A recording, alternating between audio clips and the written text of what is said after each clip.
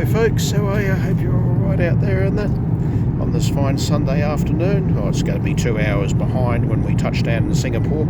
So currently we're about an hour and 32 minutes out of Singapore Changi Airport, just flying over the Indonesian island archipelago, and Galen's asleep. And it's going through a bit of turbulence at the moment, and hard to really tell on the camera though, but it's going to be intermittent periods of turbulence, probably from about parts of the Northern Territory heading out to Western Australia, probably around between Kununurra and Broome, and a few intermittent turbulent patches beyond that, beyond the Australian frontier as well. And you're heading overseas between the Australian frontier and the start of the Indonesian island archipelago. Very common though, has been for decades. And you're getting around Indonesia, Singapore, Malaysia. It gets worse when you get the monsoonal storms too.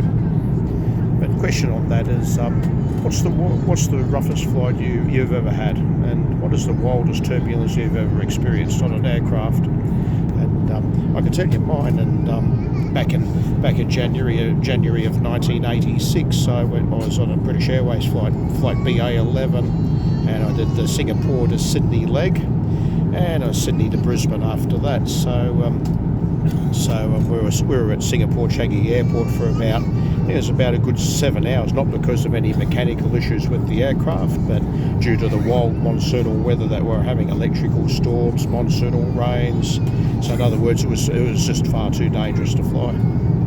And as a result, it was a case of where the airline British Airways made the decision to not fly. They held back for a good 7 hours, and after the 7 hours they made the decision to fly, and the expectation that the turbulence, the wild weather had reduced and the risk of turbulence was far less. But as things turned out at the time, in that January of '86, it was the wildest flight I've ever had, and I've been to nearly 50 countries. And the thing is, though, it's a case of where for that 2.5 hour period, you've got to remember that smoking was still allowed on flights back then. The flight was like this. If you could look at my hand, the flight was like this, up, down, and even when I look at my seat, let's have a look at that right now. So I get the thing to have a look. You can see where the seatbelt buckle is.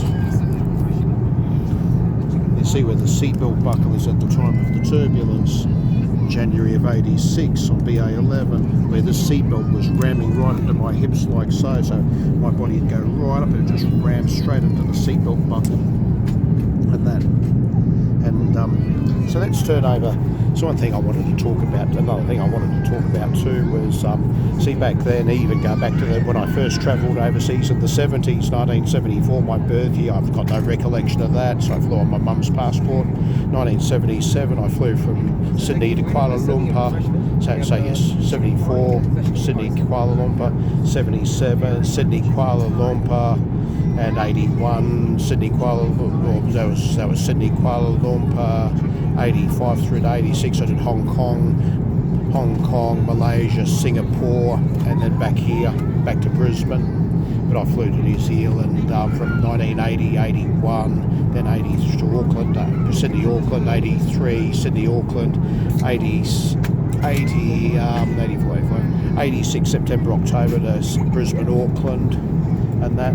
And the hiatus from the late 80s to the 90s, and then 2004 I resumed overseas travel after I went through a nasty separation, and to Europe. There's Clive Jean over here, he's going to serve us some food, and yes, let's have a look.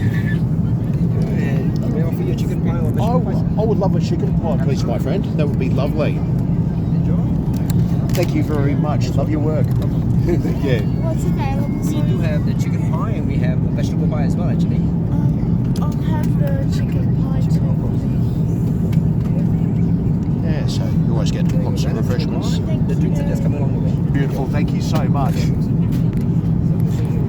that's one of the reasons why Singapore Airlines is my number one favourite airline by far, and that's why I've continued to fly with them ever since, way back when.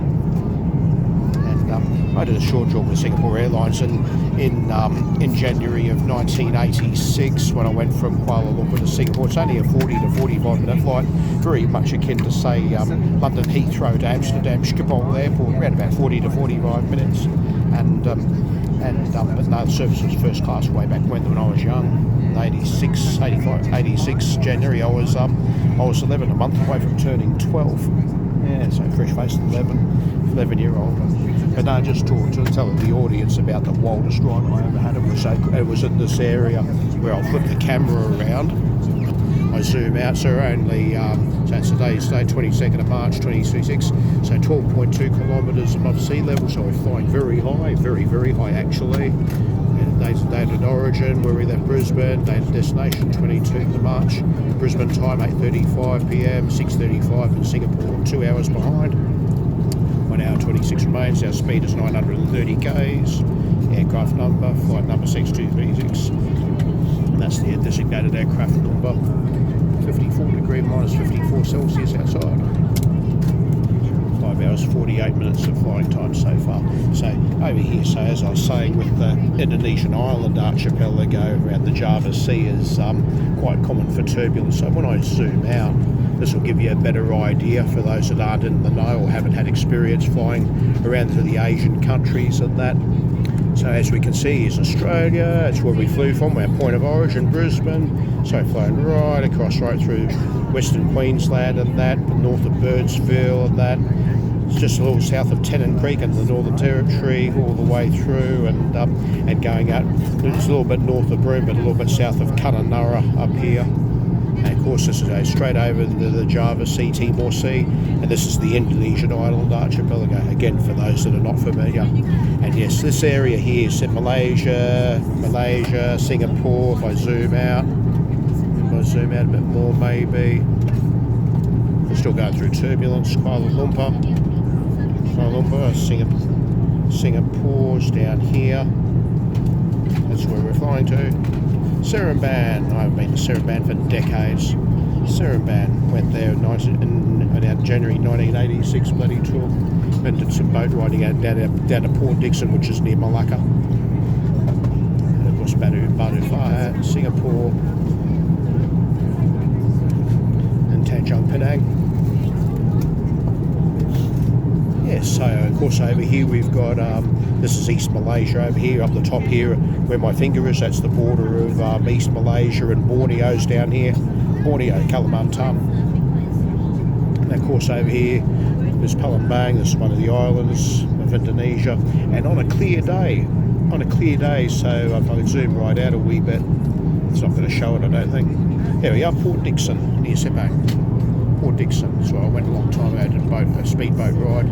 On a clear day you can see right out to Tanjung Medang over here. So yeah. Can I have a coffee, please? We are unable to serve the hot drinks. During the turbulence, yeah, that's understandable. Okay. Or would you like that? Are you able to drink red wine, white wine, or hot coffee? I'll have. What juice do you have? Sorry. And orange. Oh, please. What are you?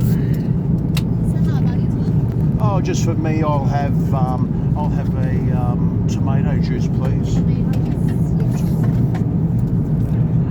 Yes, so during turbulence, of course. Tomato juice. Sorry, what was that? We'll come back to you for the tomato juice. Yeah, that's fine, love, thank you. Yeah, so that's the way the booking comes. So we zoom back out, that's where we are, our present position. Oh, would I be able to have a water in the meantime? Do you have any water? Water? Yeah. Yes, we do. Let's do with the tomato juice. You still want the tomato juice? Then still offer you the tomato juice or just the water? Oh, both if possible. That'd be great, thank you. I'm just very thirsty. Yeah, no, on this particular, I just feel very parched for some reason or another. And so that's what it always pays to keep your fluid levels up, no matter how good you keep them up anyway. Thank you very much. Orange juice. Orange juice. Oh, it's better. Yeah, so, so I found. There we go. It's not far from Singapore, not too far out, an hour and 22 minutes. Yes. We're coming back around. Just an example of some of the entertainment you get on these flights, and it's quite common though for many movies and those sorts of things. I decided to see the latest edition, the latest edition of The Running Man, and that. Plenty of music, listening to ABBA and all that sort of stuff I was before, but I'm not shy to admit to those sorts of things.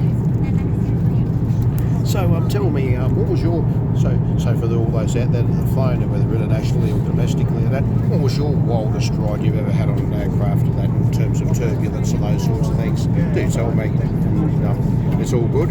We've all experienced them, but my gold standard wild ride was British Airways flight BA11, kept Singapore to Sydney, the first 2.5 hours over the Indonesian island archipelago with monsoonal storms.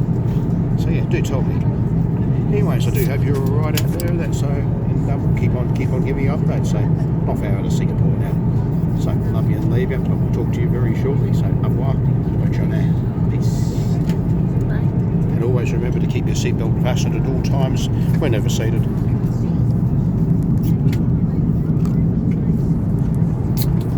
Interesting to see how the logos change over the years too. Like back when I was a kid, you used to see the full gamut of the full logo name. And let's have a look. So I turn the seatbelt over. Let's go and have a look at that now. Now on the back of it, you see AmSafe, which is a corruption of two words, which is American safety. Now, a long time ago, you used to see a little square. Oh, thank you very much. Back when I was a kid, when I used to fly in the 70s and 80s, it used to be a little square box, little rectangular box that had the words American safety emblazoned on the back of the buckle. Whereas in the last good third, probably about 86, they were still using the box with American safety. So that would be, or even right back to the 2000s, even when they decided to use the new logo of AmSafe, American safety, and that. For seatbelts throughout aircraft and that, commercial airline as you fly around the world, irrespective of airline. Although you get some differences with individual airlines, like Qatar has their own logo on the seatbelt as well, but they all work in the same manner and that. Set open, lift this flap to its fullest extent, or lift this catch, like so. Just insert it into fasten, you insert the tongue into the butt.